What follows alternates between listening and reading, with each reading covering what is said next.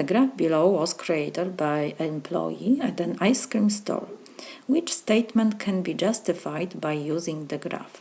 So let's see our graph.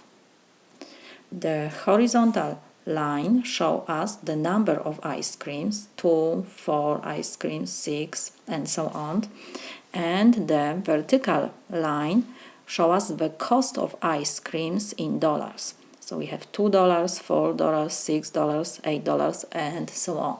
So let's read the first statement. For every 2 ice creams purchased, $2 was paid. So let's see. We have that for 2 ice creams, the price is between $2 and $4. So this is not $2. Exactly $2 will be here. So the first statement is not true.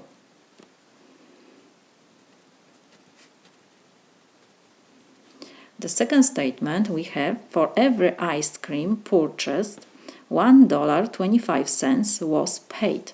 So we have to calculate the price of 1 ice cream. So we have to check our graph. For 2 ice creams, the price is between $2 and $4. So we have to find if we have on this graph exactly the price of dollars for the ice creams.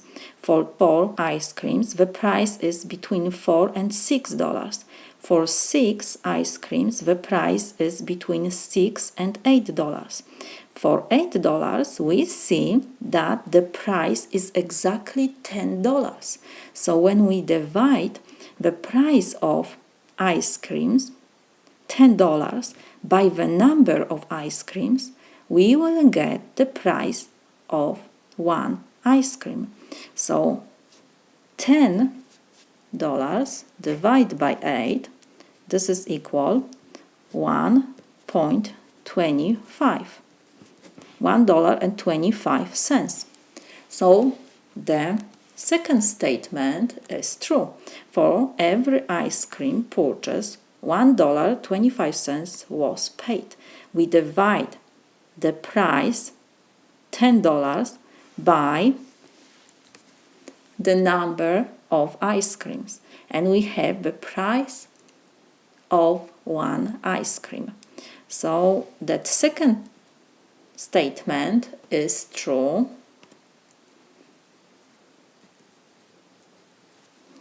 The third statement is if 6 ice creams were purchased, $8 was paid. So we have to find on the horizontal number line 6 ice creams we have, and the price is, we see, between $6 and $8. It's not $8. So the third statement is not true.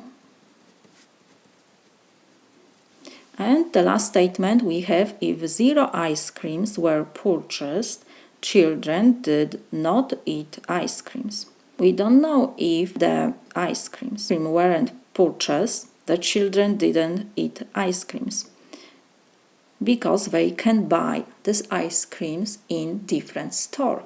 So about fourth statement, we cannot say it's true or false. So only second statement is true. This is my solution.